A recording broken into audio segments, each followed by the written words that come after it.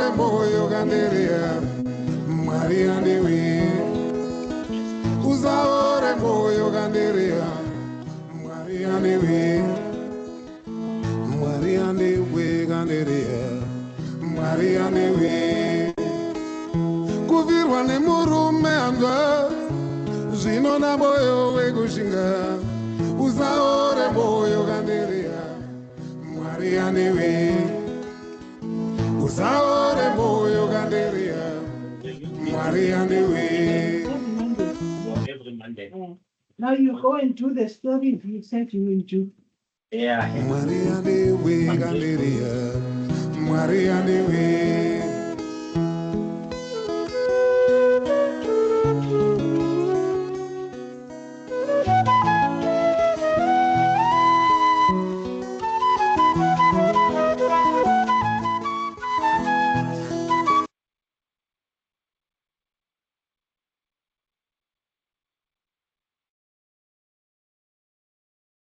Good morning, everyone. I hope you are all doing well. I hope you're all doing well this morning. My name is Hassani Gift Siemela. I'm the manager under Information and Learning Services here at NW, and I'm based at the Potchefstroom campus. I would like to take this moment to welcome all of you and thank you very much for setting aside time in your busy schedules to join us as we are celebrating the International Literacy Day event, which is a global event that has been celebrated on this particular day since 1967. So on the 8th of September every year since 1967, institutions or different organizations have been celebrating the International Literacy Day. And even here at NW today, we are also celebrating the International Literacy Day.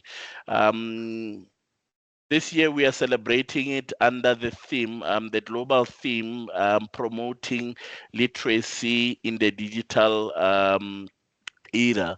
And as this is a global celebration, I'm proud to indicate that we are also joined by a global audience. But without wasting any time, I would like to take this moment to introduce Dr. Mathew Moyo, who will be doing the opening, welcome, and also setting the scene. So Dr. Mathew Moyo is the Chief Director for Library and Information Service at NW and serves as a board member of the International Association of University Libraries. He has more than 30 years of experience in academic librarianship, and he has held senior academic research and leadership roles. He holds a postgraduate qualifications in information science at both master's and doctorate levels, along with further qualifications in knowledge and information systems management and leadership. His research interests include governance and leadership, mentorship, information literacy, research data literacy, and knowledge and information systems management. Dr. Moyo, as I indicated, is affiliated with the NW Social Transformation Research Area within the Faculty of Humanities, and internationally, he serves as the General Chair of International Conference on Information Literacy, while contributing actively to several professional associations and boards. Please, colleagues, join me with a virtual clap or a round of applause as we welcome Dr. Mathew Moyo to the virtual podium. Over to you, Dr. Moyo. Thank you very much, Program Director Gift. I hope I'm audible. If you can just Yes, we confirm. can hear you. Thank you very much. The Deputy Vice Chancellor, Research, Innovation, Community Engagement, and Postgraduate Studies, Prof Jeffrey Mphahlele, who is joining us this morning. Our esteemed panelists, colleagues, and our students joining us from our 3 campuses in Mahikeng, Potchefstroom, and Vanderbilt Park. Colleagues from our sister institutions and international organizations. Ladies and gentlemen, good morning. It is a great pleasure to welcome you this morning as we celebrate the International Literacy Day 2025. The Northwest University Library and Information Service, LIS, is proud to join the global community in celebrating this day, whose theme is promoting literacy in the digital era. UNESCO, who declared this day in 1966 and first celebrated it in 1976, indicates that 739 million young and adult people lack basic literacy skills. Local reports indicate literacy as a deepening crisis, despite measures that are being put in place to address this challenge. The recent COVID pandemic did not do us any favor either, as literacy rates slipped back to lower levels of the past. The importance of this day cannot therefore be overemphasized. In a world awash with information of all kinds, bad and good, scholarly and unscholarly, true and false, or fake and genuine, we are all called to action and promote literacy in our communities. As the Northwest University, we have taken a deliberate standpoint to celebrate this day on a yearly basis, in addition to other literacy-related activities that are already ongoing, such as the International Conference on Information Literacy in Africa, our various book clubs, our AI Hub, Digital Academy, our Center for Digital Humanities, and other credit-bearing and micro-credential programs that are focused on ethical use of information in the digital era. Our program for the day lines up some of the colleagues who are championing these initiatives. Once again, welcome to each and every one of you who has joined us, and we look forward to an engaging 2025 International Literacy Day. Thank you very much, Program Director, and back to you. Thank you very much, Dr. Moyo, for setting the scene and also for welcoming our audience.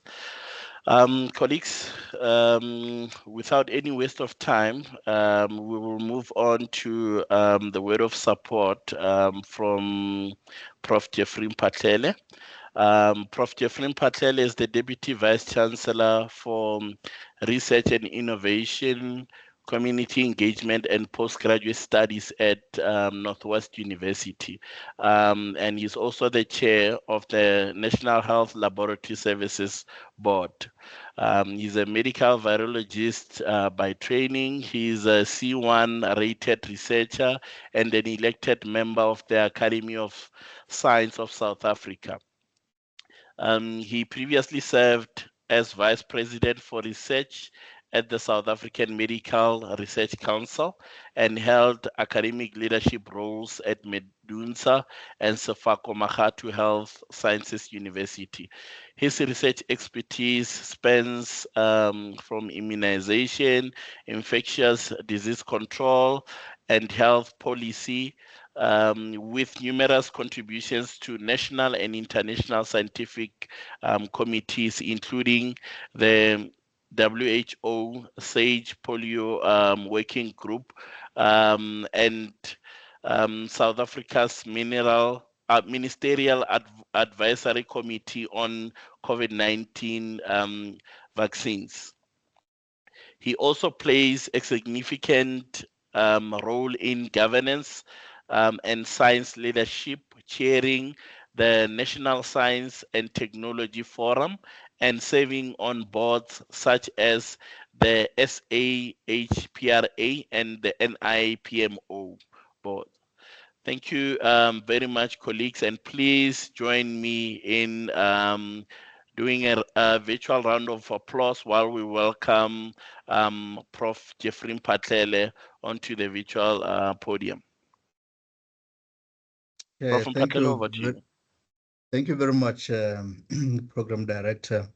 I was just about to say, I'm sure that is enough, because you were just going on and on. Sometimes these CVs take a bit of time. But thanks for your kind word of introduction. So esteemed guests, Northwest University staff and students, partners from near and far, and most importantly, panel members and speakers on the program. Ladies and gentlemen, it is such a privilege and an honor to offer a brief message of support on this important day that is commemorated globally. Gratitude to the dedication of our excellent Northwest University Library and Information Service team, and I'll just refer to them as LIS, for staging the second International Literacy Day under the theme Promoting Literacy in the Digital Era. This event has now transformed into a movement. It does not only celebrate literacy as a fundamental human right on a global scale, but also reflects on our personal and institutional dedication to empower communities through knowledge, research, and innovation. The UNESCO reminds us that literacy is the foundation of sustainable development. It is not just the ability to read and write. It is the ability to interpret, question, create, and transform lives. Thus, in today's knowledge-based society, literacy encompasses multiple dimensions, including digital information, media, science literacy, and AI literacy. It is essential to ensure that our communities, especially our youth, keep pace with the rapidly evolving global environment and trends. The Northwest University has embraced the challenge by proactively shaping the literacy conversation. A key example of our dedication is the International Conference on Information Literacy, ISIL Africa. It was pioneered right here at Northwest University in 2019, and ISIL Africa has developed into a leading platform for academic knowledge exchange. Through ISIL Africa, we have welcomed delegates from across Africa and beyond. We have hosted leading thinkers and practitioners. We have addressed themes ranging from literacy in the fourth industrial revolution to the revolution of AI and digital inclusion. ISIL Africa has now evolved into a vibrant community where best practices are exchanged, networks are formed, and scholars establish their place within the broader research and practice landscape. This is why we take pride in the Northwest University ongoing leadership in ISIL, ensuring Africa's voice is active and influential in the global literacy discussions. ISIL Africa is hosted as a sister conference to the European Conference on Information Literacy, which enhances wider collaboration and exchange of knowledge between the two continents and beyond. Our celebration of the International Literacy Day is equally significant. Both last year's event and this year's event have served as moments for collective reflection and action. They both offered opportunities for people from across the continent and beyond to unite, exchange ideas, challenges, and solutions. Through these gatherings, literacy becomes visible as both scholarly pursuit and community responsibility. The events remind us that literacy is not confined to classrooms or libraries. It is the heartbeat of society. However, that moves, um, excuse me, as I said, we are hosting this event for the second consecutive year. So the LIS has engaged with youth to equip them with information literacy skills, many of whom are not in education, employment, or training. In a world where misinformation spreads faster than the truth, these young people are learning to think critically, assess sources, and use tools like Google, Scholar, and AI responsibly. They are being empowered not just to survive, but to lead in their own environments. This is not charity, ladies and gentlemen. It is engaged scholarship in its purest form. It is research meeting real life. It is the university delivering on its social contract. I am delighted to announce that two research papers from this project have been published earlier this year, and the LIS team has taken it a step further for editing a special issue of a Journal of Information Literacy that featured these papers. This is the impact cycle we make, starting from community needs, progressing to academic research, publishing scholarly work, and returning to the community through innovation.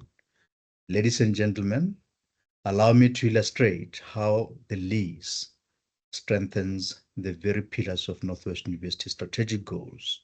For example, in research and innovation, these initiatives showcase our capacity to lead scholarship in relevant, cutting-edge, and globally recognized fields, hosting ISIL Africa, as I mentioned, and publishing in international journals and pioneering engaged scholarship. All of this enhance Northwest University research excellence and visibility. Projects like the Science Show exemplify reciprocity in community engagement. They highlight that engagement is not solely about what we contribute, but about what we exchange and learn together with communities. Literacy in this context is both a gift and a collaborative effort. For postgraduate studies, these platforms create pathways for young scholars.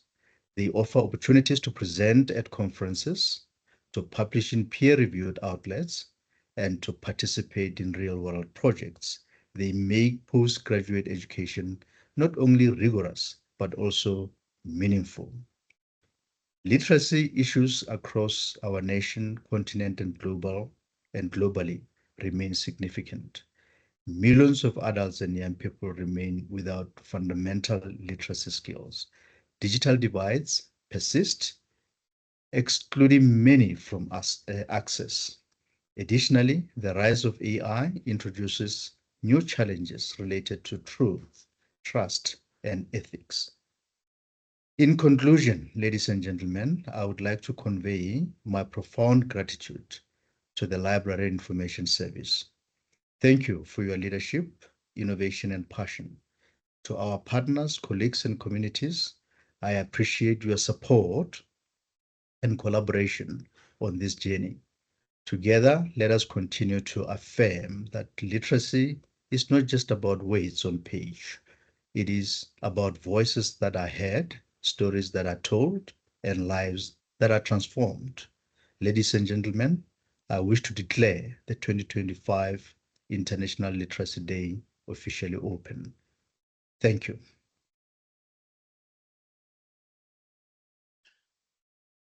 Over to you, Program Director. Thank you, Prof Mphahlele, for the warm words of support for this global celebration. And I just want to also highlight one thing that you also just said that really struck me, that I really also resonate quite well with.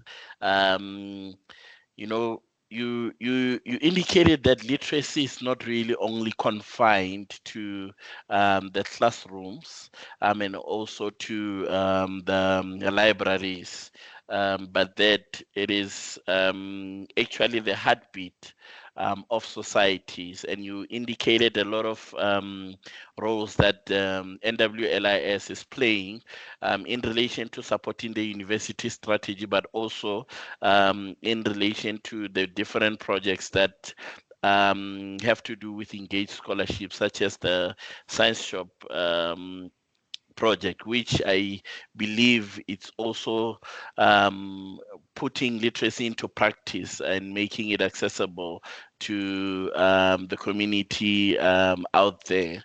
So thank you very much, Prof Mphahlele, for the support that you've always been giving to the LIS, and for the words of support that you've just shared now in relation to the event. Colleagues, without any waste of time, I would like to invite our colleague, one of our own, who will be doing a poetry item. This colleague, it's a colleague that works in the LIS, and the colleague is known as Xolile Zion Vilagazi. She's a poem, a performer, a curator who began her artistic journey in the early 2000s and recently celebrated 20 years in poetry. Her debut anthology, Indaba Yase Sioni Yokala, was published in 2019. Her work has been featured in acclaimed television productions such as Intersections Season 1 and Imbewu, The Seat on ETV. She has performed at prestigious events including Poetry Africa, National Arts Festival, and the South African Traditional Music Awards, and has also taken her poetry beyond South African borders, performing in the Kingdom of Eswatini and in Nanjing in China, a UNESCO city of literature. Her talent has earned her recognition, including the Best Female Performer Award received at the Original Material Awards in Durban. She has also served as an executive committee member of the Poetry Society at DUT. Ms. Vilagazi is the host of Poems She Wrote, a poetry event that provides a platform dedicated to giving women and children a voice to express the societal issues they face. Her work is available across digital platforms through live performances, studio recordings, and published writings, all of which she uses to engage with and address pressing societal concerns.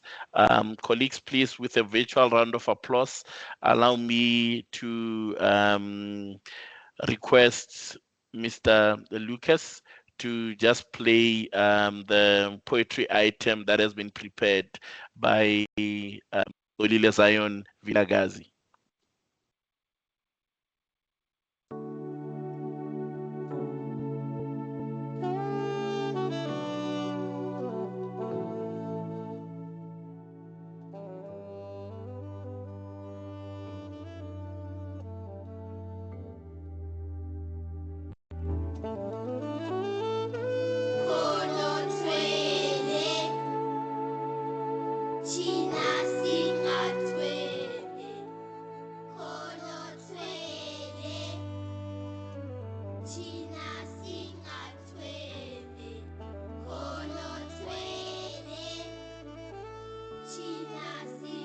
Wavuka ngesithabathaba somuzi cishe sithi asilingane nesikaSomizi umnumzana uThaba.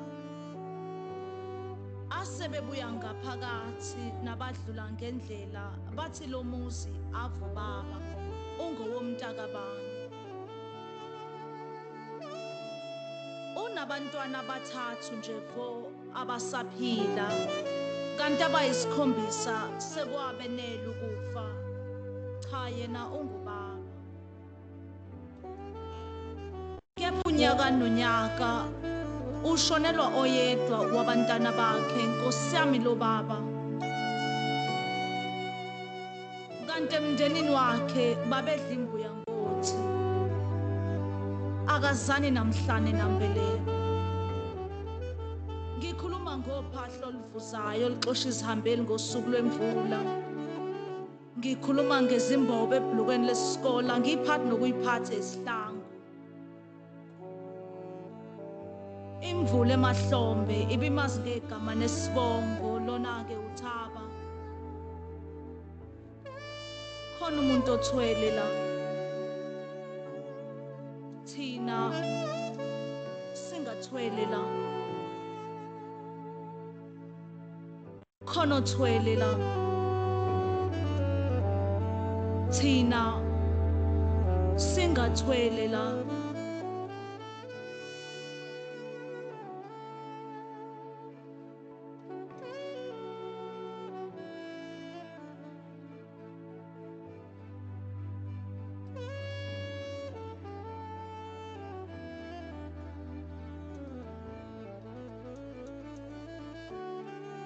Kanti abamaziyo bathi wayengahlakaniphile kahle hle nasesikoleni kuThaba esengumfanyana. Wazizwa edelelekile nasendaweni athi bazomthola kahle lapha. Walambela impumelelo esemncane yize kubo ebengenasibonelo sayo. Samson evuka amafilisti aphezu kwakho.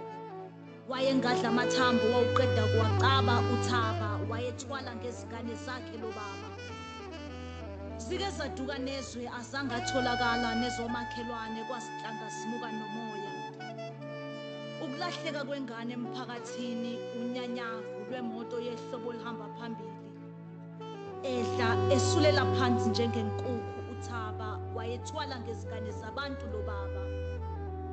Luke lwasho ngengila uhlanya lidlula ngendlela akangabibikho olinakile. Vele uphathiswe lukhulu ubonakala njengohlanya phakathi kweningi. Lwathi amagama ezingane zenu niyowafica kwistatement sasebhange lalendoda. Khona umuntu othwele la. Thina singathwele la. Khona umuntu othwele la. Thina singathwele la.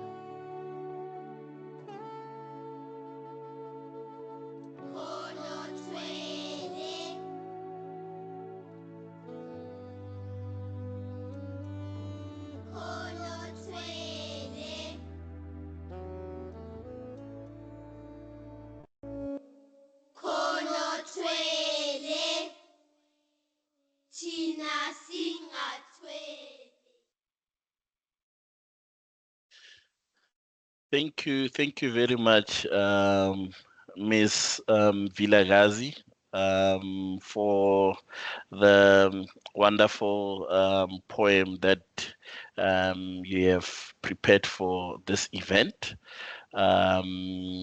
Thank you so much. And colleagues, as you are aware, September we are also celebrating the Heritage Month.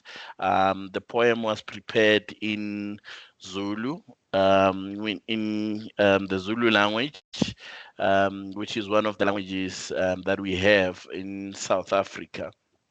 But the subtitles that have been added in English, I think, helped colleagues to also follow along if you are not familiar with the Zulu language, or if you are not so used to it. Thank you very much once more, Miss Vilagazi, for that poem. The poem was basically just around or a protest poem against those that are killing people and selling their body parts for muti. Thank you once more for that poem. Colleagues, without any waste of time, allow me to introduce our moderator for the panel discussion that we'll be having on the topic promoting literacy in the digital era. So our moderator is Prof Else de Kort, who is an associate professor and a deputy director of the Sub-School of Literacy Studies at NW. Where she leads the subject group on academic literacy across 3 campuses. She holds a PhD in Afrikaans and Dutch literature from the University of Cape Town, with research conducted at both Leiden University and Radboud University in the Netherlands. Her scholarly expertise lies in Afrikaans and Dutch literature, with a particular focus on genre fiction, especially popular romance. She is a published author of both academic and creative works, including the Afrikaans chick lit novel, Dijare to Emma began. Oh, so sorry for that. So she has published both academic and creative works, including the Afrikaans chick lit novel Dijare to Emma began Quokhet in 2015, and Africa Musatra in 2013, the first Afrikaans adaptation of the Kama Sutra, which earned her the UNISA Helen Curry Award for Academic Excellence. Please, colleagues, with a virtual round of applause, allow me to invite Prof. Else to the virtual podium. Thank you so much, Kosane, for that introduction. So it's my privilege to lead the panel discussion this morning, promoting literacy in the digital era.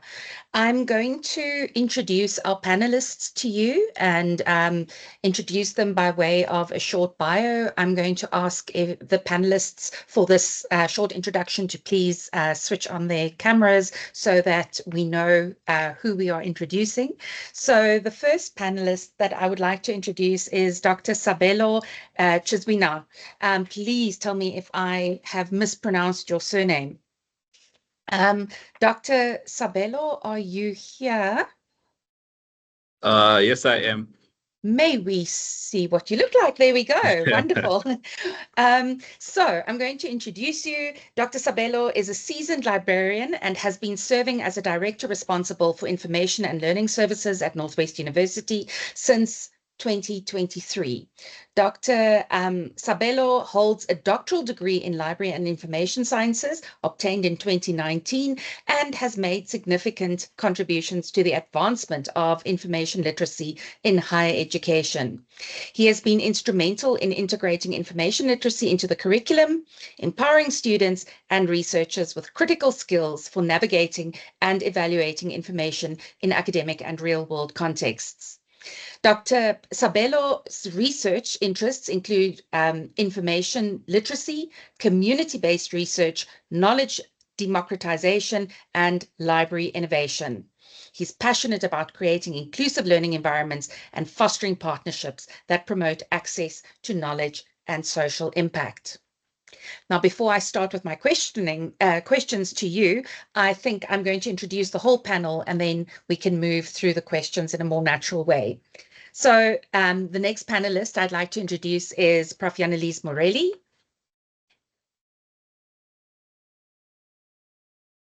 Janelize, are you with us? Yes, I'm here. Wonderful. Prof Morelli is the director of the newly established Northwest University Center for Digital Humanities. She teaches undergraduate modules in community, music, and music education with a focus on ethical digital heritage practices. Janelize holds a PhD in music education from NYU, Steinhardt School of Culture, Education, and Human Development. She supervises postgraduate students interested in transformative music education and community music. Her creative practice focuses on telling stories otherwise through I think there's a typo here, through digital and multimedia explorations. She is currently exploring themes related to how human-computer interactions contribute to or detract from participatory musicking ethics. Janelize is an avid supporter of arts-based research, artistic practice, and storytelling as acts of public scholarship and engagement. Our next panelist is Prof Anné Verhoef.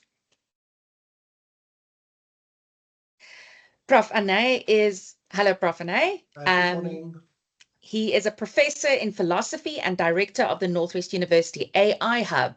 He holds a PhD from the University of Stellenbosch and a second one from the Vrije Universiteit of Amsterdam. His research interests are, amongst others, ethics, artificial intelligence, and academic integrity, and the philosophy of happiness. He published various academic articles on academic integrity in higher education. He's the co-founder and former associate editor of the academic journal Transformation in Higher Education. He is also the co-founder of ICSA, the Artificial Intelligence Circle in South Africa for Higher Education. And then our last panelist, Mr. Jeff Nyoka. Mr. Jeff is the e-learning manager for City of Johannesburg Library and Information Services in South Africa, with over 20 years of experience in the information sector at both academic and public libraries. His current role involves researching ICT trends, establishing partnerships and collaborations, and initiating innovative ways of incorporating technology in library programs, such as introducing digital literacy and reading with technology programs, such as the BCX Innovation Award-winning Mobireadathon. He has presented papers on these programs at various conferences and collaborates with NGOs, the private sector, and academic institutions to support these programs. Welcome to our esteemed panelists. I would like to kick off our panel discussion this morning, asking Dr. Sabelo a question around the topic AI and information literacy, opportunities and challenges. So, Dr. Sabelo, sorry, it's so disconcerting not addressing a person. So I just have a sea of acronyms in front of me. There we go. Wonderful to see you. As AI becomes more integrated in our daily lives, how do we redefine the concept of information literacy in a world where machines can generate knowledge instantly? Thank you very much for the question. Let me just begin by talking about information literacy. With information literacy, for the past, we have just been focusing on teaching people how to search for information. So we have been giving them the skills to go into an ocean of knowledge and fish in that ocean of knowledge. But now the tide is changing, the current is changing. So now instead of us just focusing on them being able to find the information, they can find the information. They can use the information in any way that they use. They can go into any AI platform and they can type in whatever prompt that they want to type in. They get the information. They use the information as is, and they do not verify whether the information is correct. So now we are faced with a challenge now So in terms of us, our mission in terms of information literacy has to change. We have to change how we present information literacy. We have to look at what are the core fundamental aspects do we want our users to be able to have. We need to be able to look and say, okay, the tools are there. We cannot ignore them. We have to integrate them into our practice. And how do we integrate them into our practice? We need to look and say, what do we teach now? Do we teach what other people are now calling as prompt literacy, where we teach our users on the ability to be able to go online and create a precise and accurate prompt, which enables them to get the information that they require? Bearing in mind that these particular AI platforms like ChatGPT, these platforms are not search engines. When you put your prompt there, they can summarize and give you the answer, they can give you the model, and they can give you the answers in natural language to a question. But then, how do we ensure that our users recognize that whatever they get is accurate? We then need to be able to ensure that we teach them how to be able to evaluate the information that they receive. So evaluation is now going to be more important than being able to search, because searching they can be able to search, but now we need to be able to teach them how to evaluate. So I can just say that the algorithms that they are consulting, they have flaws, and we need to teach them that they've got flaws. We need to inform them that they've got flaws, and we need to also guide them to say which ones should they use. So in terms of us as librarians, we already have the skills to be able to disseminate or to be able to share what platforms are useful, which platforms are accurate, which platforms should they use, because anyone can create an algorithm nowadays. So as librarians, we need to be able to do that. I hope that I've addressed your question. Yes, and you've actually created quite a nice flow into the next question. You talk about that we need to teach people to evaluate the information that they are given when they work with AI. And that brings me to the question how our reliance on AI in information discovery unintentionally diminishes our ability to critically think. So our critical thinking abilities, how do we counteract that? You've talked about that we need to teach people to evaluate what they see, but how else can we counteract this reliance and diminishing of critical thinking? To me, I always go back to the literature. So I'll go back to the author Ranganathan, who is the guru in terms of library science, who came up with the 5 laws of library science. So we need to go and look at the foundations and say, what was Ranganathan writing about centuries ago, and how can we apply that into information literacy? Because what he wrote about, that's the core of what we are meant to do. That's the core of what we as librarians were meant to present. So his first law talks about books are for use, right? But now we have to change that and say AI is for use.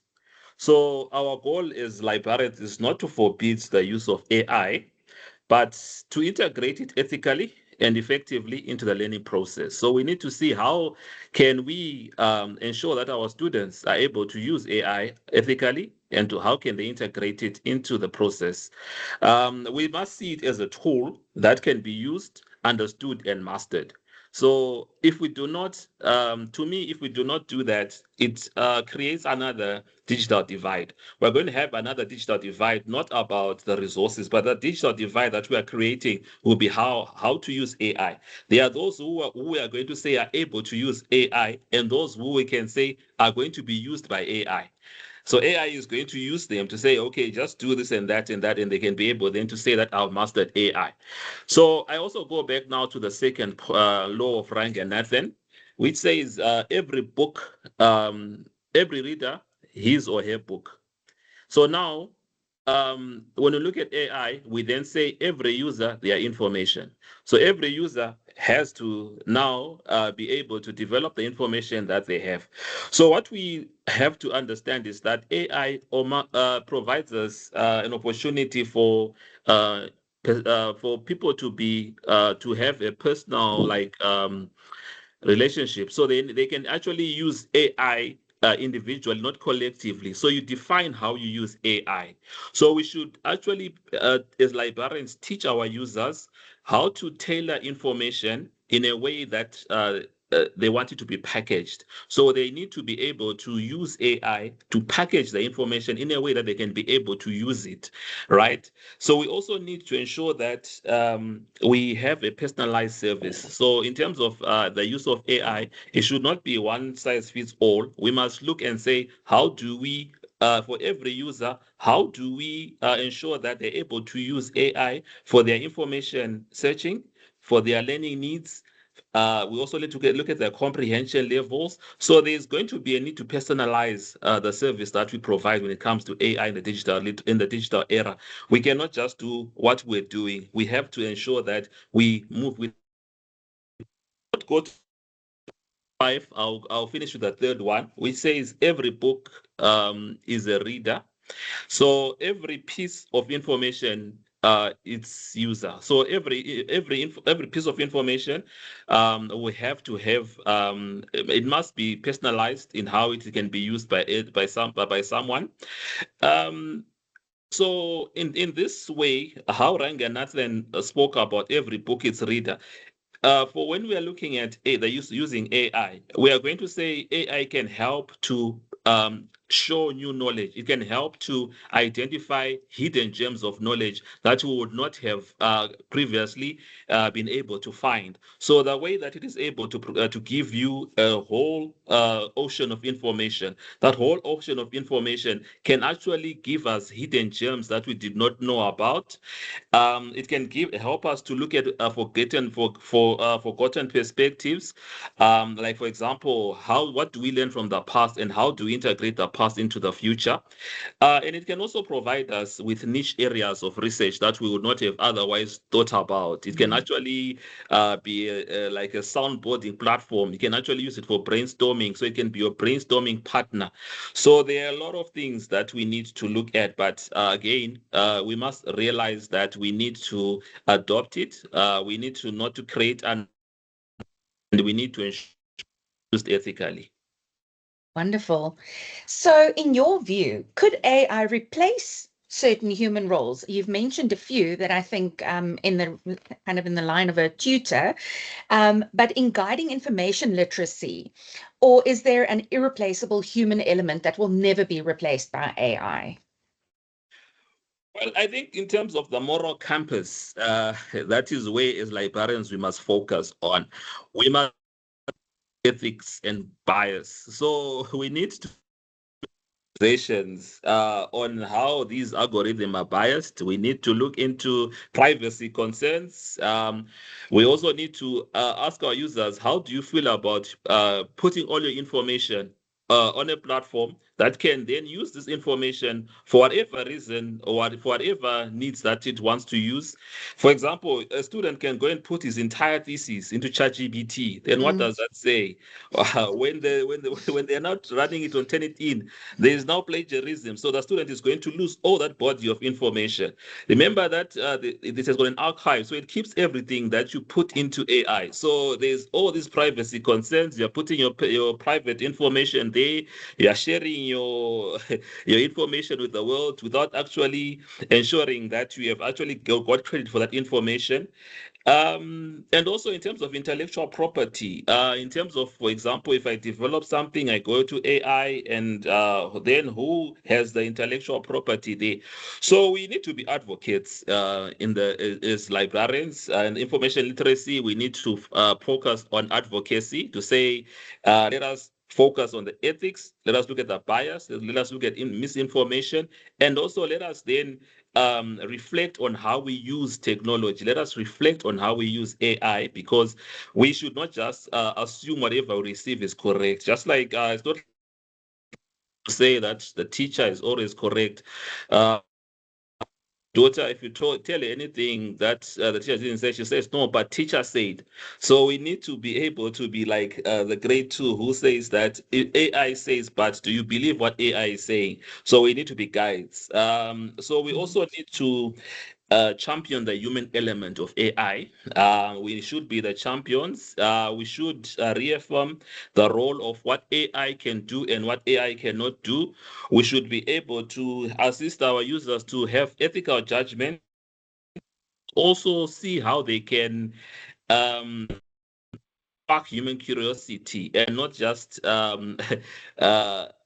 neglect it and say the ideas that it gets, because it can give you a foundation to be able to build onto new knowledge. So that is how I can answer the question. And that links really to the next question. You've spoken now about privacy and personal information that is out there. But what do you think is the most overlooked ethical dilemma in AI-driven information services? And how should librarians and educators respond to these ethical dilemmas? I think we need to integrate and not isolate. So we need to say these tools are already there. These platforms are already there.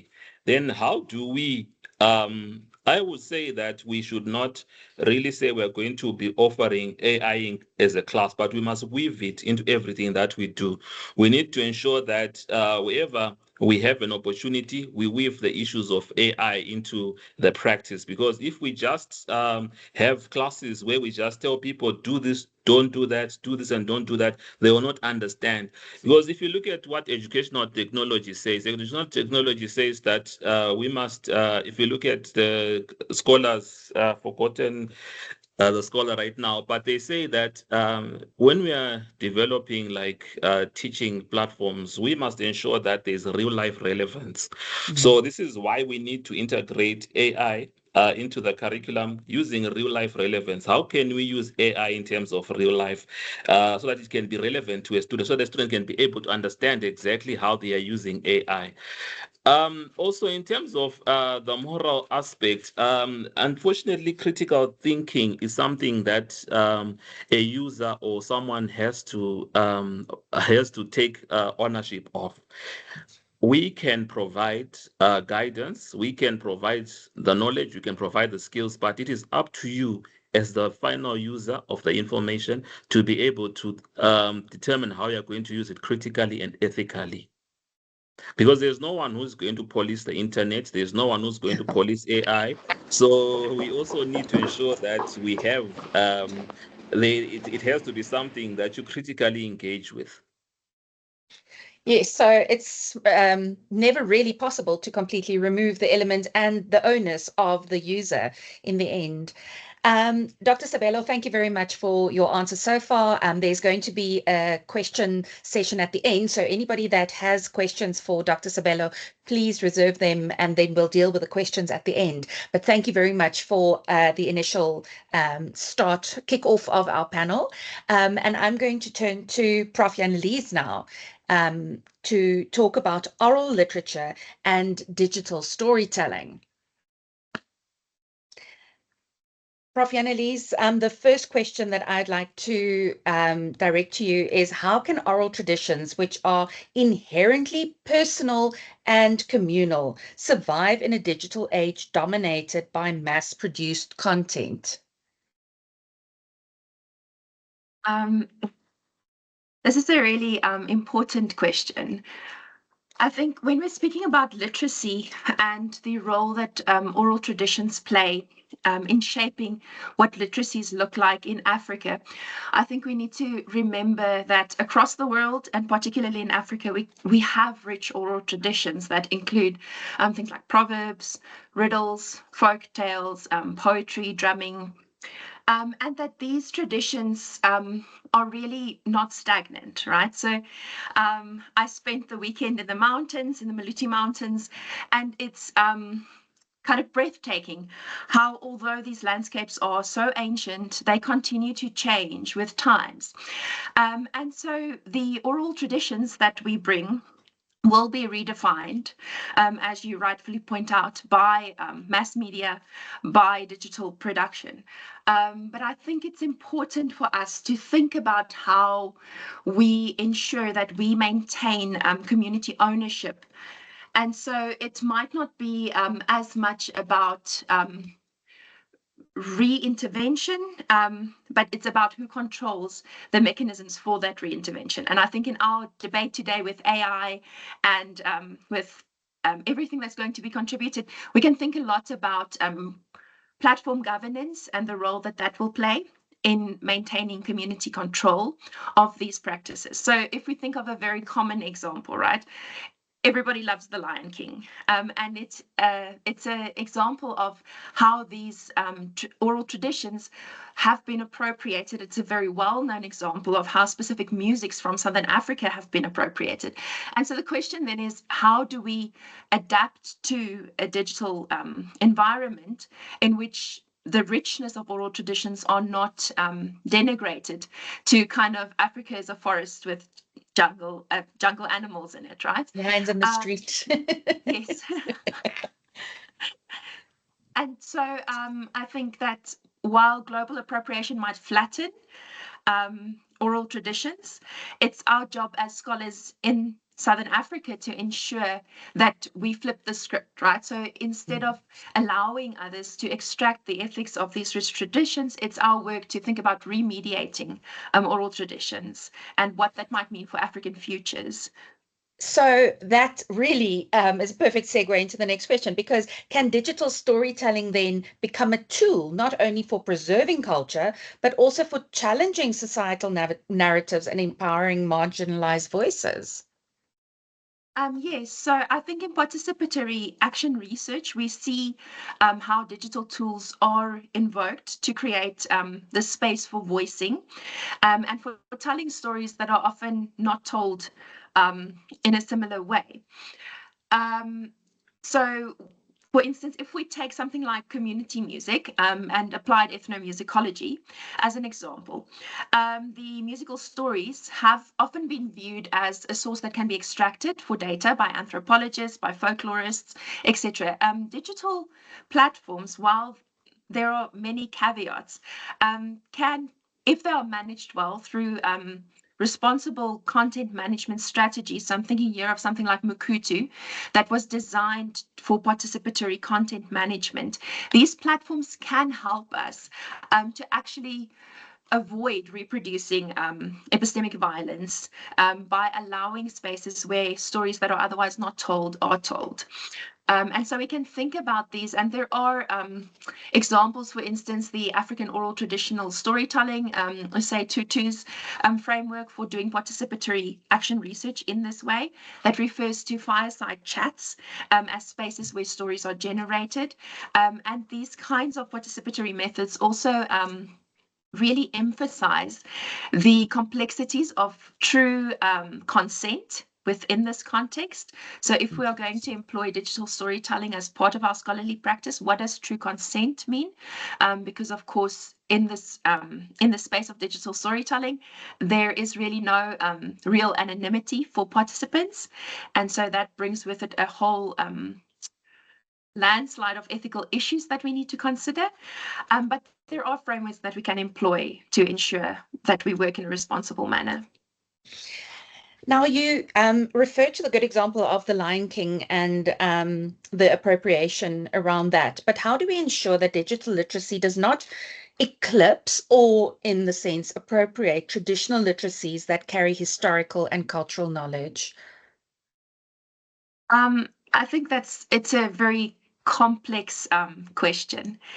So I recently attended the Digital Humanities Summer School at Oxford, and I was kind of struck by this idea of the digital dark age, right? That there will be a time due to lacking knowledge and heritage practice, specifically as it pertains to the digital age, that we might enter into a space where the digital heritage products of the 90s and the 80s are not preserved well and are not accessible. And so in some ways, we often think that making things digital makes them persist degradation, makes them immune. And that's not really what we're seeing now with, for instance, the early computer games created for the BBC, Micro, etc. So I think there's a fragility in any cultural product, and there is the real kind of the reality that culture isn't stagnant. And so with oral traditions, if we think about musical traditions, they are going to continue to change. And so I don't necessarily think that digital media will eclipse oral traditions. It's definitely changing the way that these traditions are transferred. In some ways, some people argue, for instance, with traditional musics in various contexts, that the way in which digital platforms are creating more participatory and more egalitarian access is positive. So in disrupting the master-apprentice relationship, that this is democratizing practice. But of course, there are various pitfalls as well. So could technology in that sense then unintentionally distort the authenticity of oral literature? And how should communities navigate this tension? I don't think that as a scholar, I am the person to give the answer for how this tension should be navigated. I think as an institution, we have an incredible amount of power, and it's our responsibility to engage in linking social cohesion. So in ensuring that communities have access to that power that's generated within our institution, to then empower them to navigate how they best see adapting. So I'm using this us and them. It's not a very good. Of course, we are all part of communities that all have oral practices, but as an institution, I believe it's our job to leverage our power, not to prescribe how people should be navigating this, but to leverage the institutional power to empower and to give access to resources that would otherwise not be available. Yes, thank you. So lastly, how can storytelling be used to bridge generational gaps in literacy and engagement in both traditional and digital spaces? Yes. So I'll just speak from my background as a music educator. Many times in music education, we work with this idea that the ultimate end will be music literacy, which has often been defined very narrowly as reading Western notation. I think for us as scholars and as educators, the important shift that we need to support, both in policy and in practice, is to ensure that oral traditions are not seen as a kind of a pre-evolution to a literate tradition. So in music, that we don't see orality as the pre-state evolving into a literate musician, but that we acknowledge that oral practices are more than pre-literacy, that they have their own epistemological foundation, and that these are rich epistemologies that generate knowledge just as much as literate traditions do. Wonderful, thank you.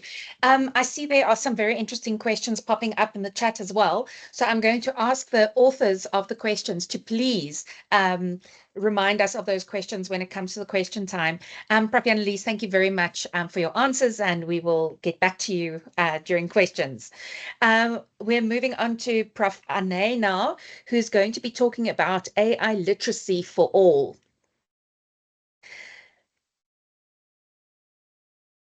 Prof Anné, I would like to begin with a question. What does it truly mean to be AI literate in a society where AI increasingly shapes decision-making and access to information? Yeah. Yes, thank you, Ilse.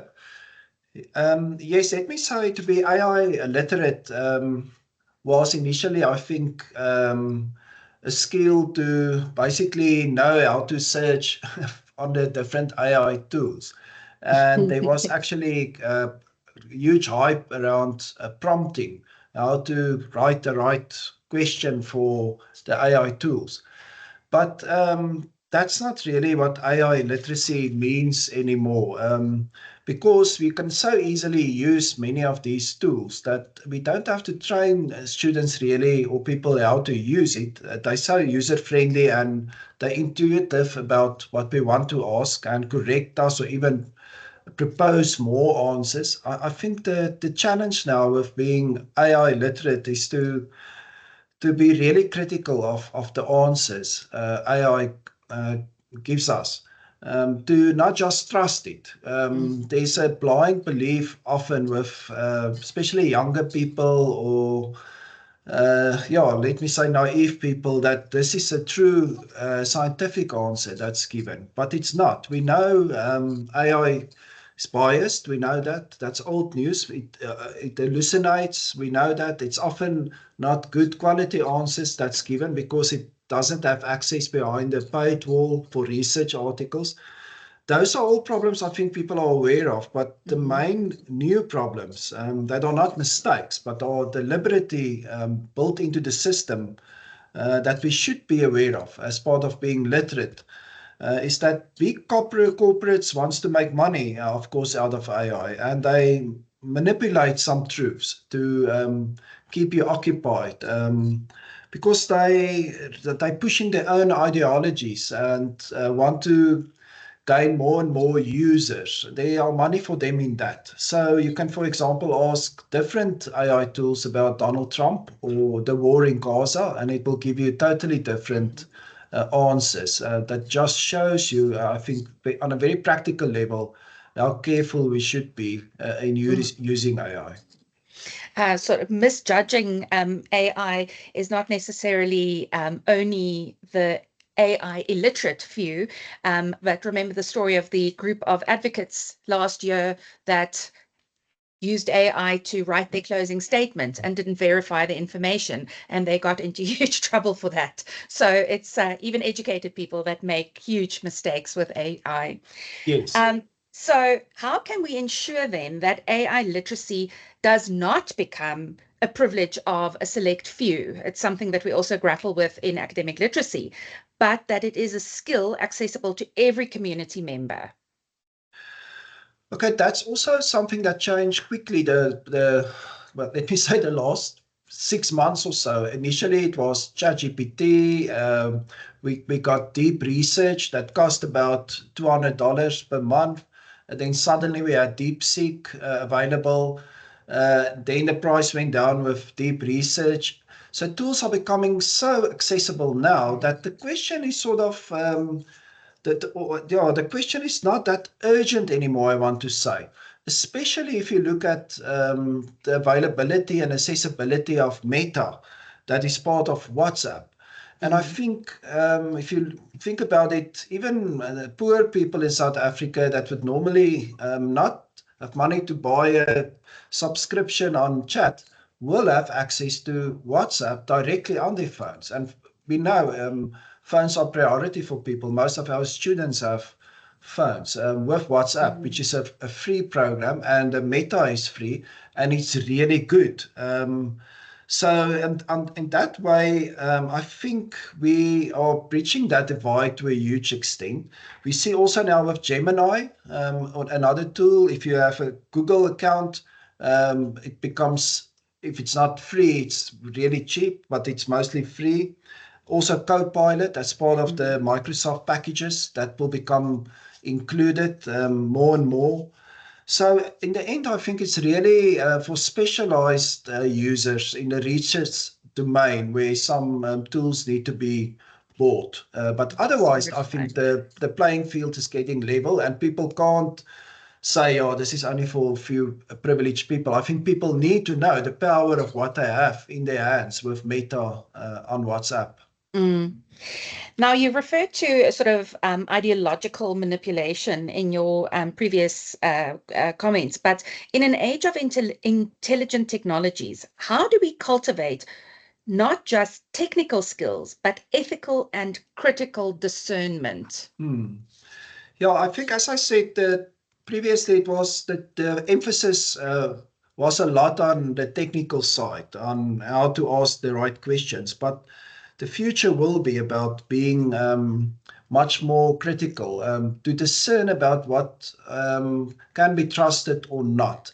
And that, of course, will take some experimentation. You should ask the same question for different AI tools, as I said about Donald Trump. or Gaza. You should ask AI to provide you the sources. You should ask it to give you better sources. You can ask it where, if they make a citation, where in the text that you cite that from, because it will show you it made a citation, but it will never exist. So it's up to you to repeat the questions and be critical about AI, and I want to say corner it on its judgment and provision of certain information. But that takes skills. If you have an attitude, you believe what AI provide, you will not challenge it and ask for better sources. But I think that's a practical way to start with that. I've learned you can become quite cocky with AI and say, no, Yeah, that's you not the should. answer I was looking for. Yeah. But another interesting question is, could AI literacy reshape societal power structures? And what role should libraries play in this transformation? Yeah, so I think, of course, AI will make knowledge more available. It's a democratization of knowledge that takes place. But we, in a way, had it already with the internet, that people can get knowledge really easily. Now it will become even more and better knowledge available. But if it will bring societal change, especially in the power structures, I think that remains to be seen, because people need to engage with this knowledge and they need to challenge the powers in society that say something else. Let me give you an example. So we can, of course, say, and I had a discussion with students on Mafeking campus that I say, but how can I just talk about AI, make it this wonderful thing while they are living in poverty in some villages? And I said, yes, it's true, and I can't deny that. But of course, AI can empower the communities there. If you ask, for example, AI, what can I do to make a better living? This is my circumstances. I'm living here, I have this property or this climate. AI can give you so much details about the economic activities in the environment, the potential for markets, the soil quality, what can grow there, what's so there's so much more power in your hands. But if the communities still depend on the power structures in the municipality and the politics, I think we miss a huge opportunity. So we should, and this is, I think, where the libraries come in. Help people and encourage them to use this knowledge. It's like opening a whole new world for them and help them to discover what is available, and help them especially to discover how it can enhance our human lives, to make it human-centered, to think about what's our needs, and not just fitting into a techno world where we try to be clever and use AI, but really use it to empower ourselves. But even that empowerment in terms of medical and psychological help in rural areas, Exactly. I mean, their AI can be of unbelievable help to people that don't have access. Yes, and again, then there should be some discernment to really make sure you ask the best tools, and not just a general AI like chat tool. But then you can really, but just on a basic level, if you have to fix something at your house or broken water pipe or something, you can ask AI, ask it to draw your pictures, ask it to tell you what tools you need. You can fix a washing machine now just by taking a photo of the washing machine and post it on WhatsApp. Ask it, how can I do it? You see, so we need to learn that attitude and empower ourselves. Yeah. Yes. Now, this last question is going to sort of speak to the conspiracy theorists amongst us, but how do we balance the excitement about AI's potential with caution against its unintended consequences for society? Yeah, so I like your first part of the question, because there are so many conspiracies. The one line would say AI is going to change everything. It's just going to be positive. It's going to be the solution, the new messiah, techno messiah, we can say, that will save us and give us answers. That's not going to be true. We know AI is not that innocent. I said about the ideological agendas it's already pushing. So we cannot overestimate AI on the one hand. It will change a lot of our daily lives, and a lot of positive things it will bring. But it's not going to be the savior of whatever, whoever. On the other hand, I also think we should not say it's going to destroy everything. That's also, so we have these huge conspiracy theories on both sides of the spectrum. And I think both are wrong. It's not going to mean the end of the world. The machines are going to take over everything. We're going to lose our jobs and it's just going to be bad news. It's in between where we find ourselves, how we are going to use AI to our benefit. And that with our, I mean, our communities and us as human beings and for living a quality life, things like that. And it's really in our hands how we're going to use it. So I would just recommend, don't subscribe to either of these extreme views, but try to balance it out. Yeah, and for us as lecturers, we're still going to stand in front of classes and teach students. Exactly, yeah, good example. Yeah, so it will change radically what we do in higher education, especially in research, because it's so available and creating fantastic knowledge.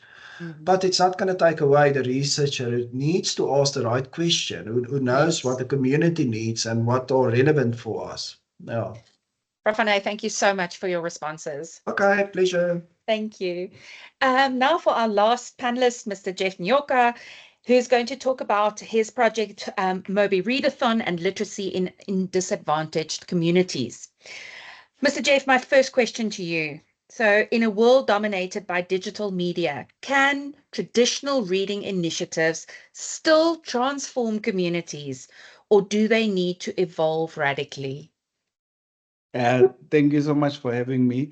Okay, so in terms of reading initiatives in the digital era, I think the concept of digital transformation has filtered into almost all industries.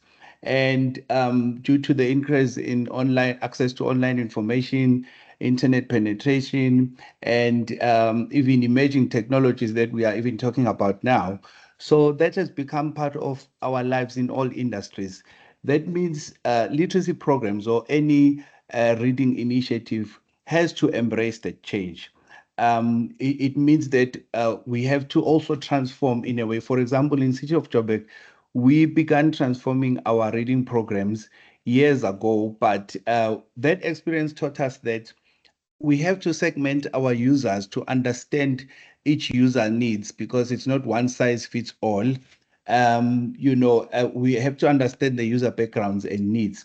For example, we found that some children enjoy using tablets, while in the same group, in the same library that we once visited, we saw that some children are happy with the big picture books where they read on their printed books, while others were interested in learning how to use a tablet to read. And I think we need to strike a balance. We don't have to rush the transformation. It doesn't have to be radical, but we can embrace the new technologies while also acknowledging the role of traditional reading initiatives, that they can coexist. And also what we found is that we need to understand that technology is a tool, but reading can happen with or without the technology. But currently we have technology. So when we want to fight this illiteracy in the country or in the world, we have to use any tool that is available to us. So for me, transformation doesn't have to be immediate with immediate impact. We have to look at the strengths and the weaknesses of whichever organization, whether it's a school library or an academic library or a public library. We have to say, do we have librarians who have the skills to use technology for literacy? Do we have challenges maybe with tools that are not available in certain libraries? For example, with us, with the Mobireadathon, that's exactly where we were looking at to say, how do we share resources as City of Joburg libraries? And then within those municipalities, how do they share skills and knowledge, to say there is a reading development program that uses technology, but you don't have this, maybe we can share this with you. So for me, we look at it as you have to evaluate the environment that you are in before you get rid of something. So a transformation is not about getting rid of something. You really have to evaluate. It's a constant evaluation of what tools you have, what skills you have in order to fight illiteracy. And there will be certain environments where you don't have to use technology. And we in our Joburg experiences, we still have traditional reading initiatives that were introduced years ago, and they work brilliantly, just as the Mobireadathon has given us amazing results. Now, the next question is really relevant for us as a country in South Africa. But how do you motivate communities to value literacy when immediate survival and economic challenges compete for attention? Yeah, that's an interesting and important question to ask ourselves. So, speaking as a board member of our Librarians Association, LIASA, and also as an e-learning manager for technology-based programs in Joburg, we always look at it as in a holistic way to say there is literacy, and if you want communities to value literacy, you look at the various needs. For example, job hunting, employability. What kind of literacy skills do you need? If you want to use AI to improve your cover letter writing, for example, how do you use AI? For us in City of Joburg, that's a vision to say improving employability. And that is something I also advocate for as a LIASA board, to say library programs, that literacy programs can also help improve employability. The second one is entrepreneurship. How do we empower communities with literacy skills, including digital literacy, to say you can use technology to start a business, but you need to be able to assess which one is fake news, which one is misinformation, which sources are reliable for you to start a business. I mean, we do things like your open access weeks in libraries. Next month, we will be doing a global information and literacy week. So those are opportunities to link literacy, the value of literacy, with their daily lives. The other one is bridging the digital divide, which is a big program that we've done using digital literacy, where we are saying, for example, the senior citizens, what kind of apps can they use to read?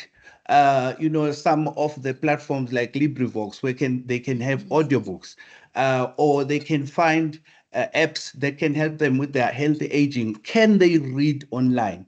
So that's where we empower them through digital literacy, but it's about reading, empowering them with reading skills in the digital era. So as senior citizens, we've seen that senior citizens embrace technology, not for looking for jobs, not for starting businesses, but they have to be able to read. Like there was one instance where we just showed the senior citizens how to access Isolezwe, a Zulu newspaper, and they were fascinated by it because they don't buy the newspaper, they don't have money to buy the newspaper, but now they are able to read news, and it was such a big deal for them. So you look at these specific human needs. They need jobs, they need to start businesses, and for their daily lives, how to read an Uber app, how to read content on an Uber Eats app, so that they can order food. I've given that as an example a lot to them, to say there's a difference between a member of the public who can't use an Uber app to order food than the one who can use it. Even if you have money, you won't be able to buy food online because you can't read an Uber app. Yeah. Because you can see the photos, but you can't read and understand. So that's part of digital literacy, but it also addresses literacy in its basic form, reading and understanding, reading for meaning. So for me, that's the important thing, to look at the human needs that we all share all over the world, whether it's businesses, education, or looking for jobs. And we link that to say, can you read or write using technology? And that's something that I always advocate for, to say, look, technology helps you to learn to read or write. Children can actually learn to read or write. There's an app that we use, that we've introduced from Google. It's called Read Along. And it's such a brilliant app because the child reads an alphabet and they pronounce, and it tells them if they've done well. Now, if you tell that to a parent, that's a human need. They are struggling to teach their kids how to read, but because they don't have time also, but there's this app, they just give the child the tablets and the child just reads the alphabets or recognize images. So those are some of the ways to address this particular issue of linking the value of literacy with the needs of the community. Now, do you think initiatives like Mobireadathon could unintentionally create a type of dependency on external programs? Or how do you think you could foster sustainable empowerment? Okay, for us with Mobireadathon and maybe even other programs that we do, the first thing is train the trainer. It's a concept that we've followed where librarians need to be trained on what is reading with technology, because this program falls under reading with technology. Any program or activity where technology is used to encourage reading or for reading and writing development. So we have to firstly train the librarians so that they can train others. That's the first thing. And through LIASA as well, we try to organize training sessions for librarians all over the country. And then the second thing is it must also include teachers if possible. So with Mobireadathon, we have these sessions in October where we plan for the next year, and I invite teachers from all over the country since we expanded the program to all provinces. In 2024, we had 5 provinces. This year we had all provinces, but I would say 7 of them got the results with 2,900 learners participating. So we've seen results where you workshop the teachers and the librarians. And then the other way of ensuring sustainability is resource sharing and partnerships and collaborations. So, for example, we partner with different organizations that can share certain resources, whether it's digital content or prizes, things like that. But another thing that I always encourage when it comes to digital reading programs is use whatever is available in your disposal, mostly free resources. For example, I spoke about the Google app, it's free. With the Mobireadathon, it's free. They don't have to pay. And even though some libraries or library services don't have websites, but if you do have a website, we would say get the link, put it on your website so that you don't say, oh, we are only dependent on City of Joburg. No. And we don't gatekeep this kind of program. That is why we've visited different provinces to support them. Last week, we went to KZN for their 2 municipality finals. We support them online. Limpopo had their own last week. Next week, it's Mpumalanga. Western Cape hosted their finals. We visited Free State. So for us, it's this collaboration that improves sustainability to say, you know what, you can do this on your own, but you also have support through intergovernmental relations. And for example, another one that we also try to bring on board is to introduce the academic a Mobireadathon for academic reading and writing, where we are saying, how do we work with institutions like UNISA and other universities for first-year students, to say maybe we package a Mobireadathon program for first-year students who come from rural areas. Brilliant. And they need academic reading and writing skills. So those collaborations help to sustain a program. But as I said, using free resources, training each other and sharing resources as well, that helps. Thank you. Now, you've touched on this in a few of your answers, but how do mobile and digital reading platforms redefine the meaning of literacy in communities with historically low access to resources? Now, you refer to some free resources, but how else? Yeah, so the mobile and digital reading platforms, they do redefine the meaning of literacy in a sense that currently it involves skills development. For example, it leads to developing digital skills. So that literacy now merges digital literacy as well to say, if they're using these gadgets, do they know how to use a gadget first before they get to the content, before they read? With Mobireadathon, for example, it merges reading development and digital literacy, where they are able to navigate our website, they are able to download the books, they are able to read a PDF. They even learn how to answer quiz questions. Some of them have never done it before.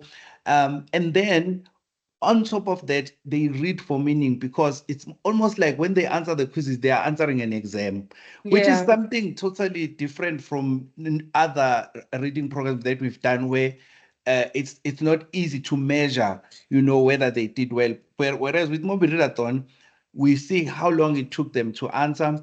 We see whether they passed. And during the finals, we also get to ask them reading for meaning questions. So for me, that is one way of measuring the impact of the program. And it also goes to the concept of working with disadvantaged communities, who don't have resources. This for us is the first time. This is the first program where we don't have to buy books. We don't have to keep going to schools to assess whether they are reading or not, because they are doing it in their own leisure. And those who don't have enough resources are able to access this using our website. So it sort of redefines how we've packaged our literacy programs before, where we had to buy books, we had to travel to schools and make sure that they don't lose the books. They can access these PDFs as many times as before. And also someone spoke about indigenous knowledge. We are also looking at this year we introduced indigenous languages for all these provinces. It was a bit difficult, so next year we might go back to English and maybe have indigenous language only. So it challenged us to say, using technology, can they read indigenous languages? And also we want to encourage librarians to write stories, because we're not buying books for this competition. A librarian can just submit a short story. The stories are very short, they're not too long. And this collaboration is what makes it also an innovative way of addressing literacy. That's what a wonderful initiative. So beyond reading, and I think you've now given us a glimpse of that, but how can literacy programs then inspire critical thinking, creativity? You've now mentioned the writing of their own stories as well, and agency in disadvantaged communities. Yeah. So to expand on the creative writing, one of the most exciting parts of this competition last year, first we were training senior citizens on digital literacy computer classes, and then we asked them to write stories, right? So when they finished writing these stories about their lives in Joburg, coming to Joburg, apartheid era experiences, the very same stories we took, they were published by University of Johannesburg, but we had access and copyright access to select some of these stories for these young people to read. So for us, it was an opportunity for young people to learn about the senior citizens from the previous generation. But also another creativity part of it, we've used AI for some of the stories. When we were in Free State, for example, we asked learners to use Copilot. We just gave them a sentence and they typed on Copilot, and it gave them like 2 paragraphs, and we asked them to read during the finals. And it was fascinating for them because they had never seen how Copilot can produce the story on the spot. But some of the stories we used in the finals, we created using AI, and it also taught us to go back and clean up the story. For example, you say, Doreen goes to Cape Town, but it will say Cape Town, and somehow it will say a mountain that's not in Cape Town. So we had to go back and clean that story up now to say, before it's consumed by these young people, have we, as librarians, taken time to check? So for us, that's critical thinking, that's creativity, and it also helps the disadvantaged communities because what we've also observed, some of the schools are too far from libraries. So the digital program brings them closer. They can't buy books because they from that kind of community, and they're too far from libraries, and the school doesn't have a school library. But now if they can go and access with their own data, they can just download within 2 minutes. They have a PDF story they can share with their friends, but they can also submit stories. They can also, I think the competition itself offers so many possibilities. For example, we even did, we introduced it with a colleague from Randwest to correctional services, and they've already hosted a competition with correctional services. And then there's this other one we want to work with universities. So it offers so many possibilities of really addressing literacy and you know, from different segments of the community, not just the schools. Wonderful. What a wonderful initiative. So a question that I have to you, separate to what's in front of me, but is there a link to your project? Is there somewhere where we can read up more about that? Would you mind putting that in the chat for us? Because it really is a fascinating project. Thank you very much for sharing with us. Yes, no problem. I will add the presentation there. With it also has our website, and you can just see the breakdown of what I've just spoken about. And yeah, I will send to Dina so she can put it on the chat as a presentation. Thank you so much. Mr. Jeff Nyoka, thank you very, very much for your time. And that brings us to the end of the formal questions to our panelists. And now I'd like to open to the floor, and anybody that would like to ask a question to one of our panelists. As I said, there are some questions that have been popping up in the chat. If you would like to, please raise your hand and or just open your mic and fall away. I think I directly translated that now in my head with the questions. Dina, you have a question. Dina, sorry. Thanks a lot, Pro. Not a problem. Good afternoon, colleagues. Good morning, sorry. And thanks a lot for our speakers for engaging us. That was really informative. My question is directed to Prof Janelize. How can the use of music, especially traditional African songs, proverbs, and also idioms, be strategically incorporated into literacy programs to help preserve and promote African languages, and also the practices that still risk being lost and remain marginalized, especially in formal education systems? Thanks. Thank you for the question, Dina.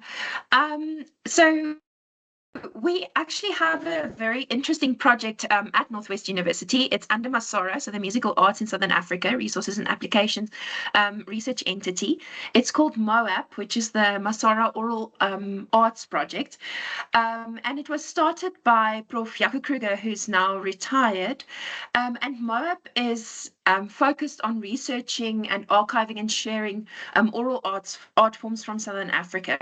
And part of MOAP's activities includes education activities focusing on exactly what you are speaking about, specifically introducing oral arts in the life skills curriculum, because we know that in the foundation phase, the life skills include both visual and performing arts, but also social and personal well-being and physical education. And of course, many of the oral arts practices are ideally suited to facilitate this integration between both art, social and personal well-being, and physical education.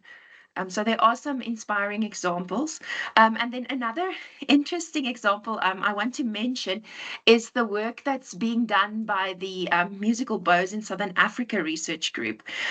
So a previous colleague of ours who's now at WITS, Dr. Cora Stacey, does research on the changing landscape of Southern African bow traditions.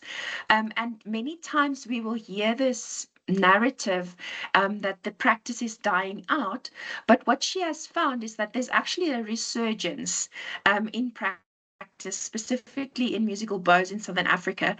And while this practice might not look exactly the same as it used to look, and it is changing and rapidly changing, I think we should be careful of falling into a very pessimistic narrative where we see cultural practices are dying out, and maybe look for examples that we can emulate where people have been very successful in reinventing these oral practices. Thank you very much, Prof Janelize. Dina, the next question in the chat is also from you, and that's directed to Mr. Nyoka. Would you like to address your question to him?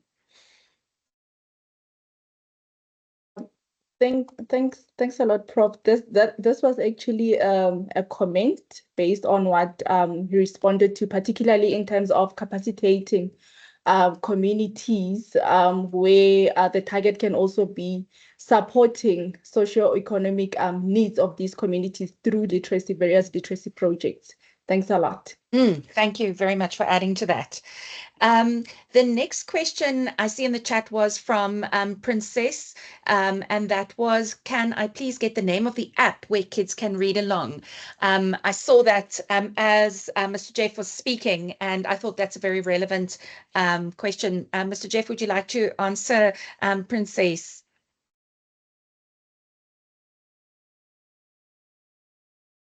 Okay. I'm just trying to see what her question. If you can repeat for me, is it on the? Yes, it's in the chat. The name of the app that you mentioned, where kids can read on their own, where the parents aren't necessarily able to assist them. Oh, it's called Google Read Along app. It's called Google Read Along app. If you search it on Play Store, Read Along app. And I also wanted to add what Dina was saying. We work a lot with NGOs, by the way. There are NGOs who are pursuing this literacy, the literacy as a concept, and they need public libraries to access communities. Even today, there's an NGO that we will be launching their mobile literacy bus, and we will be supporting them. So that's where we did a training for, I think, 50 of their facilitators online, in person, and then we will be doing some online, where we were introducing them to reading with technology programs that they can do using our website or using free apps. We introduced them to apps that they can use, like Read Along, like Funza Literacy, the Funza.mobi, your Book Dash, and all of those that we are already partnering with. But yeah, to her point, the collaboration is very important. Yes, Read Along, Google Read Along. Yes, it's called Google Read Along. Okay, I will see if I can find an image of it. But if you go on it's got a book image with some colors. It's a colorful book image. So if you go on the app, you will see it there. But I'll try and share the image if I can find it. Thank you very much. Then there are two questions that are very closely related to each other, and also something that we are trying to address in academic literacy and in our foundational modules. The two questions are: what strategies are being implemented to encourage academics to practically integrate AI into classroom activities, especially given the hesitation some still have towards adopting these AI technologies, something a lot of academics are grappling with?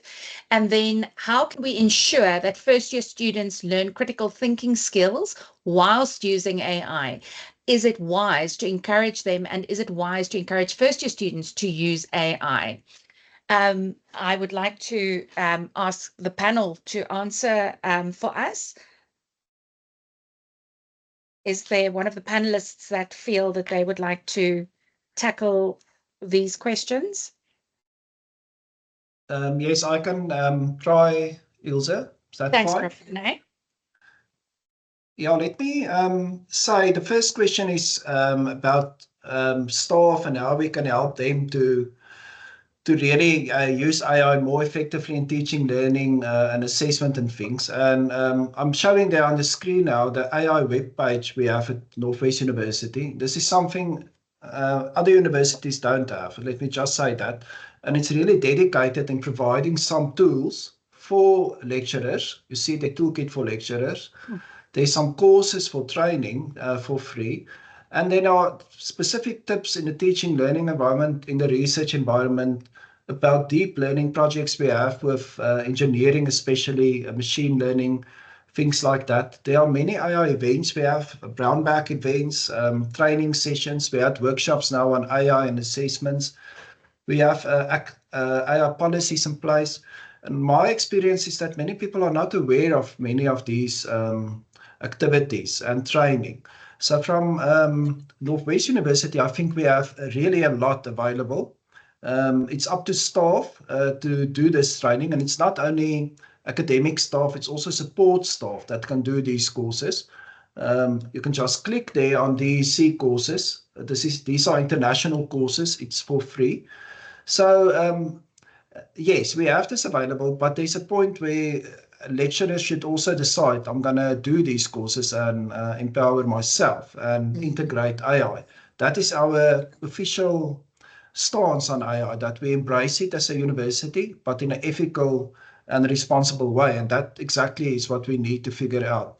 And that also links to the question about what about first years? Are we helping first years or students? We have at the moment 2 courses available for students. The one is on Ifundi, the AI for academic and literacy, for academic and career success. That's been available from the beginning of the year, and about 1,500 students have done that. That's a 2-hour online course, and in the end, students will get a certificate from Northwest University as well as a career plan that's been developed with AI. So we really encourage lecturers to make students aware of it. It's also part of the orientation program, that course. And we also, as part of the DEC, the Digital Education Council, we have a AI Literacy for All course. And that is for staff, students, administrative people, whoever wants to do it. And then you get the international certificate for completion if you're successful in that course. And that's also we worked through many courses. Most of these AI courses are just trying to sell certain products, but these are specifically focused on higher education and yes, for helping people to use AI ethically and responsibly. Thank you. Thanks, Prof Anné. And in academic literacy this year, we've also started writing quite a large AI component into the module, which we are obviously hoping to expand as we go along. Are there any questions that are not in the, or that I can't see in the chat that somebody would like to pose to the panelists? Prof Elsie, there's a question from Vukosi. He just posted it now in the chat. What is the state of readiness in adopting AI in academic libraries, particularly in South Africa? Does digital information literacy practices precede the erosion of traditional ones, particularly in rural communities? Mr. Jeff, that sounds like a question to you. Does digital information literacy practice precede the erosion of traditional ones, particularly in rural communities? My response is what I mentioned earlier, where for us, we introduced what we would call hybrid services, where you strike a balance. You don't get rid of this and replace it with that. So digital information is just as relevant as traditional ways for information literacy. So in other words, we still do our outreach, especially to rural communities. We still have librarians physically going to like malls or some centers and educating the public about different sources and different resources that they can find in libraries. And then we also have our website where we've packaged digital information such as your e-resources, your e-books, online courses, including AI-focused online courses by Microsoft. We have a partnership with Microsoft. But for us, we balance the two. We make sure that if there are rural communities who have access to internet, who have access to digital tools, we accommodate those. And those who don't have access, we find a way of supporting them. And I'll also add, as LIASA as well, looking at rural communities and rural libraries is one of our goals, to say, how do we support rural libraries who are under-resourced, who don't have ICTs, who don't have even have reliable networks. So that's something that we are looking forward to finding solutions, working with librarians from different sectors to support rural communities. Thank you very much. Then Princess asks, are these AI courses only for Northwest University students and staff, or are they open to the public? Anné, as far as I know, they are internal courses. They're for staff and students of the Northwest University. Am I correct? The ones that are on our website. Yes, unfortunately, it's not open for everyone. We developed 2 courses ourselves, and therefore you need to log in onto eFundi. And the DEC courses, those are also paid for courses that we got the enterprise license for NWU. So I don't know who inquired about that, but the institution can also ask for, access to the DEC courses. Yes, and I'm sure there are courses available, sort of open access courses that are available. You'll just need to do a Google search. Yes, but as I said, many of those are really not good. I worked through many before we decided on these specific courses. So yeah, that would be the challenge, to find courses that are really fit for purpose. Yeah. So sorry about that. Thank you for the answer, and sorry about the fact that it's only for NWU staff.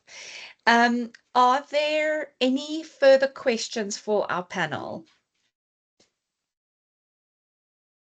Yes, there's another question in the chat from Princess. I cannot see it. Princess, would you mind asking the question, because I cannot see another question from you on my side?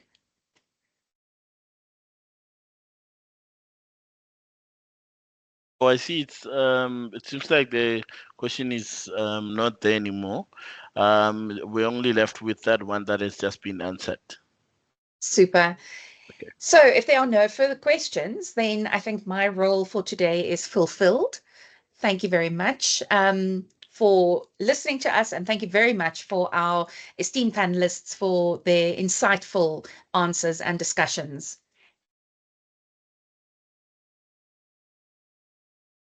Thank you. Thank you very much, Prof. Els, for moderating the panel discussion, and thank you once again to our panelists. The next item that was supposed to be there on the program was supposed to be a poetry item, but we are no longer going to have that particular poetry item. Instead, we are just going to proceed to closure and vote of thanks from Ms. Dina Mashiyane.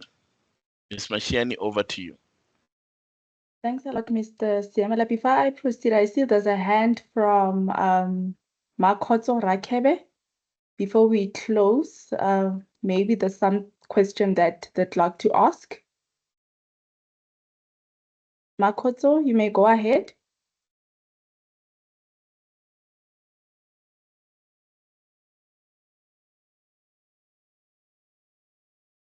All right, thank you.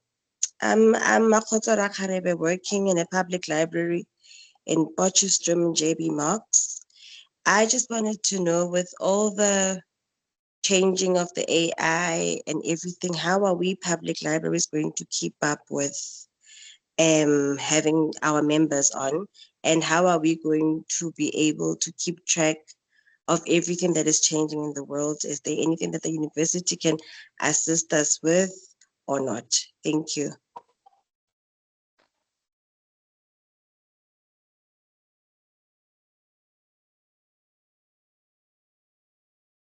Thank you. I'm not sure if Dr. Chizwina would like to take this one. Over to you, Doc. Thank you, Dina. Yes, thank you very much for the question. We are currently in the process of conducting research for the Northwest Provincial Libraries, where we basically trying to understand exactly the current let me just say, want to understand exactly how IT can be adopted in the community libraries in the Northwest Province. So we are interviewing librarians currently in various libraries in the Northwest Province to determine exactly what are their perceptions regarding the use of technology in the libraries, their preparedness to adopt technology, the environment that will be required in order to adopt technology in the Northwest Provincial Libraries.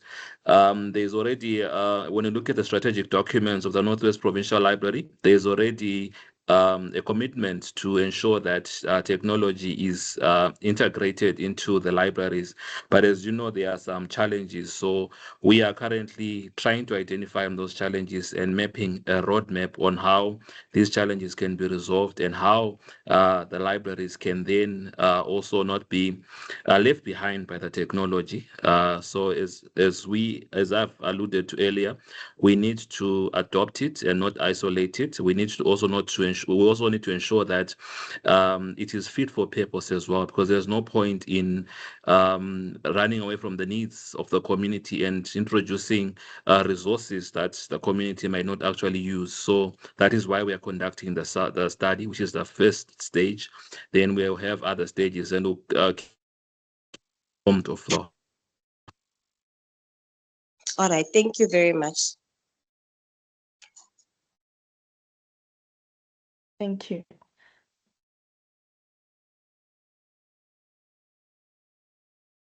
Good afternoon, colleagues, esteemed guests. As we bring this year's celebration of International Literacy Day to a close, on behalf of the Northwest University Library and Information Services, we would like to extend our deepest gratitude to everyone who contributed to the success of this event. A heartfelt thank you to all our contributors, starting with Dr. Mathew Moyo, the Chief Director for the Library and Information Service, for welcoming and setting the tone so powerfully, and to Prof Mphahlele, the DVC for Research, Innovation, Community Engagement, and Postgraduate Studies, for his words of support and also encouragement. It really means a lot. And to our panel moderator, Prof Ilse, thank you so much for guiding the discussion with such insight and also balance, and for also availing yourself and honoring this invitation. Thank you so much. To our distinguished panel members, starting off with Dr. Sabelo Chizwina, who engaged us on the 5 laws of libraries. That I also believe that quite universal, and they can also be applied in various LIS sectors and not just in libraries. Thank you so much for sharing that, and also how information literacy practices are continuing to evolve, especially now in the digital era, where library and information service professionals need to also capacitate themselves and to also embrace this change, so that we are in a better position to support our user communities, both internally and externally as well. And to Prof Janelize, thank you indeed. Music transcends beyond sound and rhythm, and it continuously evolve and keeps on adapting as well. And the fact that generations after generations still rely on music as a form of knowledge transmission, even in the digital era, this is truly amazing. And this is also evident from the foundational phase of education in early childhood learning, where music and song are being used to develop literacy from a very, very young age. And to Prof Verhoef, thank you so much for engaging us on the topic AI literacy for all. And based on your engagement, it also shows that a deep understanding of AI literacy involves more than just creating prompts for AI tools such as ChatGPT.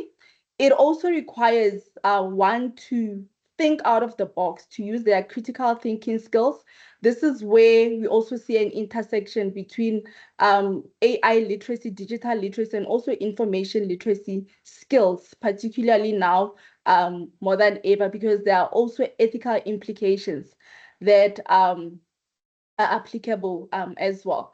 And from your engagement, we have also seen a link with what Dr. Chizwina has alluded on, where we see a relationship between information literacy and AI literacy. Thanks a lot for that.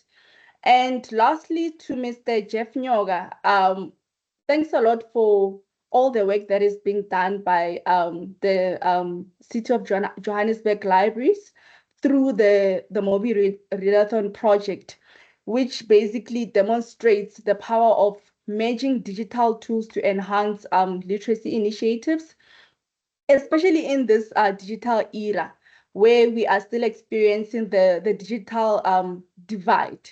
And one may also argue that even in this digital era, information poverty still persists, where the gap between the information rich and the information poor keeps on widening on a daily basis. And to our program director, Mr. Hasani Siemela, thank you so much for holding the event together with warmth and also professionalism. To our renowned poet and also a librarian who is also one of us, we are indeed privileged to have such talent among us. We appreciate how you reminded us that literacy is also about art, a heritage, and also a lived experience as well. To the event planning team, thank you sincerely for your hard work, your dedication, and creativity in making this program a reality. Your efforts are deeply appreciated. And finally, to each attendee joining us locally, continentally, and also globally as well, your efforts are deeply appreciated. And finally, to everyone that managed to join, your presence keeps on reminding us that literacy is a shared responsibility that binds and brings us together. As we part, let us remember one of the proverbs in Sepedi, which says, "Moyentla ka gešo re je ka wena," which basically means that when all are gathered and welcome each other with warmth and openness, we are able to strengthen and share our differences. We are able to learn and network with one another. Thank you all, and may the spirit of literacy in the digital era continue to empower our communities, both internally and externally, nationally, continentally, and also globally. And I thank you. Over to you, Program Director. Thank you so much, Ms. Mashiyane. Yeah, I think we can then end the event on a high note with the closing remarks that you made. Thank you so much, colleagues, for joining us and for setting time to attend this global celebration with the NW Library and Information Service. Thank you so much. Enjoy the rest of your day. Thank you. Thank you, colleagues. Bye.